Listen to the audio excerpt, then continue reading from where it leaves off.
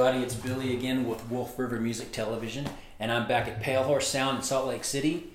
Last time I was here about 3 weeks ago, we were in the middle of a drum recording session, and I didn't get a whole lot of time to sit down and talk with Greg. But this time I'm back, we're doing some mixing, and I'm going to be able to sit down with him, find out how he's doing, find out a little bit more about him, a little bit about his history, where he's from, how he ended up here. So, why don't we go back in control room, see what's going on.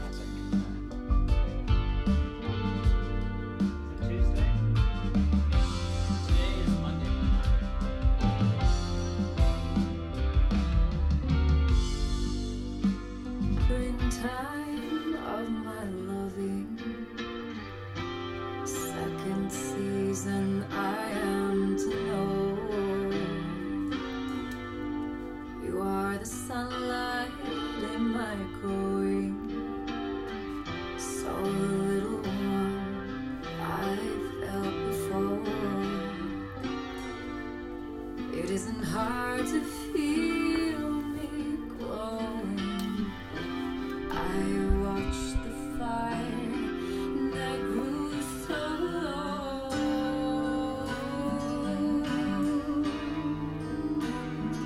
Done any minute. They run from 6 to 7 next door. You talking about the people having a rave next door? Yeah, the rave party. I'm not worried about them. Gives a little ambiance to the whole thing. I'm sitting here right now with Greg, and he is the owner and the big kahuna of the Pale Horse Sound Studios in Salt Lake City. So, you've been having fun today doing a little bit of mixing of our song? Oh yeah. Okay, cool. Yeah, it's good times. Good times. All right. Well, why don't you tell me a little bit about yourself? Where'd you come from, and what are you doing here in Utah? Oh man, I was born up in northern Utah, Cache Valley area. Mm-hmm. Lived there, until I got into my semi-adult years, and bounced around a little bit. Lived in Phoenix for a bit, Los Angeles for a bit, and moved back to Salt Lake. Okay. Were you in Phoenix and LA for music related issues? Phoenix, I was working at a resort and conference center, doing AV stuff and pretending to go to school for a minute, and then Los Angeles, I was working at the Whiskey on Sunset. Okay. Doing sound, live All sound. right. Cool. Yeah. Did you meet the Doors? No.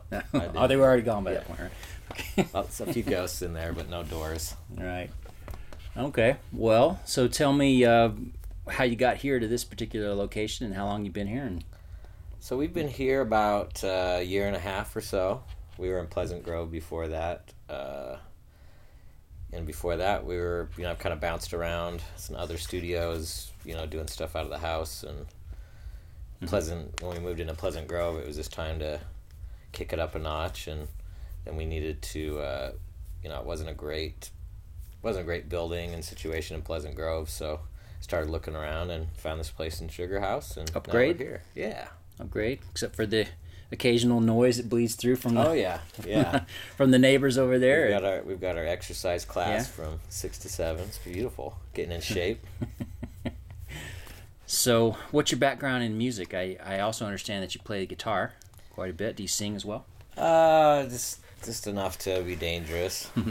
That's I guess guitar is probably my main instrument, but I would consider myself more of a musician or a songwriter. I never really got proficient at any one instrument enough to do any real damage, so I always preferred just making songs. And jack of all trades, that sort of thing. Making I think I fall into that category as well. I don't excel at any one particular thing, but I do quite a few different types of things, all equally bad. Do you record any of your own stuff here, or do you just strictly stick with other people's stuff? I'm a little behind. I've been composing for a few years and do some production music and short films and music for video games, that sort of stuff. But I've been so loaded, probably the last 6 months, especially with client stuff here, doing records, that I'm falling a bit behind. That's kind of in my in-betweens. I try and keep up, but well, that's a good thing though. Busy's a good thing, right? Yeah, very much so. Pays the bills. Yeah, especially in this business. Yeah. Yep, I know. I've been trying to break into it as well myself, but it's going to take a while. So sounds like you're already on the road to getting there. We'll see. We'll see when Yeah. everybody figures out that I'm a big sham. That's how we all feel. We're just trying to do our best and do what we can and make great records. So that's all. Mm-hmm. That's all we're all trying to do. You finding the music community here to your liking? I mean, yeah. Yeah. There's a lot of cool stuff in Salt Lake. I mean, Utah County's got a great scene right now, and Salt Lake's got a lot of cool. I don't know where they come from, because they're not very. It seems like a lot of the bands that I've been working with lately, I haven't seen playing a lot. Some of them are kind of new, but every time I turn around, there's this phenomenal bands just popping out of the woodwork, and it's really cool. Right. There is a lot of talent. And you mentioned Utah County. Do you feel though that maybe like Utah County's a little bit oversaturated at the moment with not only just bands, but like maybe a certain type of bands? Do you feel like Salt Lake County versus Utah County has a different kind of a scene? And I mean, definitely. I mean, right now I would say the predominant scenes, Utah County's kind of got its sound. I feel like a little bit. There's fringes, and I think Salt Lake's a little bit. There's a little bit more metal flavor, a little harder flavor in Salt Lake. But really, I think everywhere is kind of oversaturated right now. There's just so many bands, so many people doing it. There's all sorts of great options, but there's also a lot of, if you're real picky about your music listening, you really got to dig through a lot of stuff to find something that really speaks to you. Right. But it's a great time to be a musician. I mean, sky's the limit right now. True. Do you ever feel like though, with the way the internet is now, that when you're releasing things, unless you've got like a huge promotional budget, do you ever feel like just releasing something on the internet is like busting into a room with like a bunch of energy and then shouting at yourself? You ever get that feeling? Busting into an empty room. Hello? Right. Hello? With a ton of energy, like I'm here. Then you run in and there's nobody there, or either they've all got something else they're looking at, and you're just shouting in the middle of a room, but nobody's listening. Sort of. Yeah, I think it's hard because it is.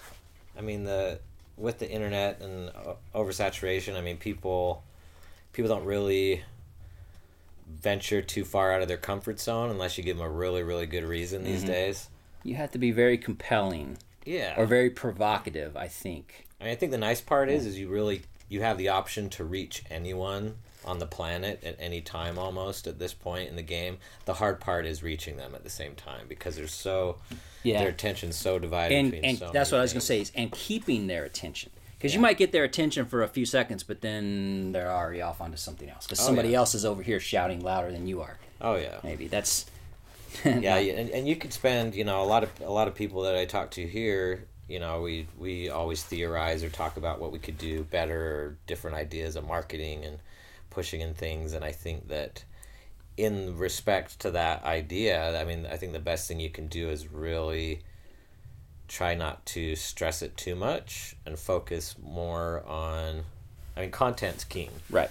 Focus on the music, writing better songs, making fun content, making better, if you're focusing more on videos and songs and each one's getting better and better, the cream will always rise. It's just to what degree. And I find it's a lot less stressful to worry about those aspects than it is trying to stress too much about garnering eyeballs and shares and likes, because that stuff, it'll drive you crazy. Really, yeah, is it what could it drive is. you crazy, and once you get It's there, like sugar. yeah, It's just like eating sugar all the time, right? Well, that's what's messed up, is if you manage to hit a nerve with a tune or a video, you might not do a thing about it, and it just takes off by itself. So it's, I don't know, to me it's a losing game to chase that stuff too hard. You just gotta keep trying to get better each time, try and make better videos, try and make better songs, better records, and Right. and just make sure you're getting out there and having real connections with people, because if you grow your tribe, you don't really need millions of fans around the world. You only need a handful of hardcore people that want to join your tribe and support what you're doing to keep doing it. Right. I had a conversation, well, sort of a conversation, I guess, on the internet again, with Robin Cage, who, we've been working with her vocals today. And we were discussing the idea that independent artists really, we don't have to sell 1 million of something anymore to be successful. Back in the day, if you sold 1 million, you were, if you sold 1 million units of something, you were signed to Sony Records or some huge, corporate label or something. But now, as an independent artist, if you own the rights to your own music and your publishing rights and all of that, if I sold 10,000 of something, I would actually be not only covering all my costs, but actually even making a little bit of money. Oh, absolutely. But that's yet to happen, of course. But that's 10,000 is a far cry from 1 million. Well, if you take that idea even further and take that 10,000, instead of trying to sell those 10,000 people a record or a download, if you take it even further and take 1,000 people that are such hardcore members of your tribe that they buy all your t-shirts, they buy your box set, they buy tickets to your concert, the numbers can be even smaller. It's easier than ever, I think, to have a sustainable career in music, but it's also, I think everyone's really subscribed to the old school thoughts, and it's hard to break out of that mold, especially if you came up during that time. Absolutely. When we started back in the mid 90s or whatever, we did have that mentality, and we were just taught you play anywhere, anytime, for whatever reason, you just do everything that you possibly can. And the internet was just, you're talking about like 1995, 96. The internet was like some weird idea that was off in some corner somewhere. And within a few years, it was like it was just there, Oh, yeah. But, Skynet. Skynet? I don't remember that, but I remember AOL. You've got mail. Whatever. So, exactly. Dial up. All right, well, I'm going to let you have your evening back to yourself now. Cool. And we'll be in soon, but I have a little gift for you here so that you can be like all the other cool kids. Memoryfield t-shirt. Hey! And I think you're about my size, so. Triple XL, thank you. Yeah, Appreciate triple XL. it. All right, cool. Woo! All right, well, thanks for joining us. And again, this was Greg Downs, and he is the owner and the chief engineer here at Pale Horse Sound Studios in the Sugar House neighborhood of Salt Lake City. Thanks again. See you around. Peace. Cool. Thanks. Yeah.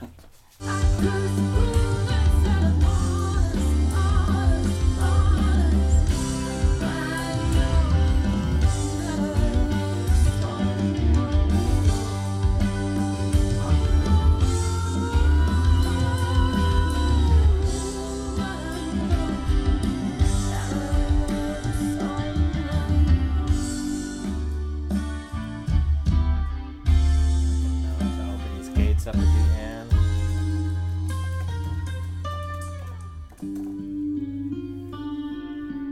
Because he just tiny taps a couple of those toms. I want to make sure it opens up for those.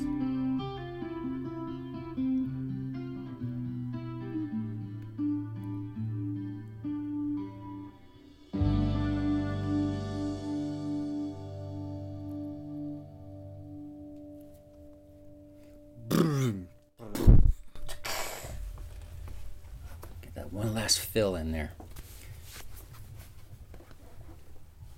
End it like a 80s metal power ballad. Yeah.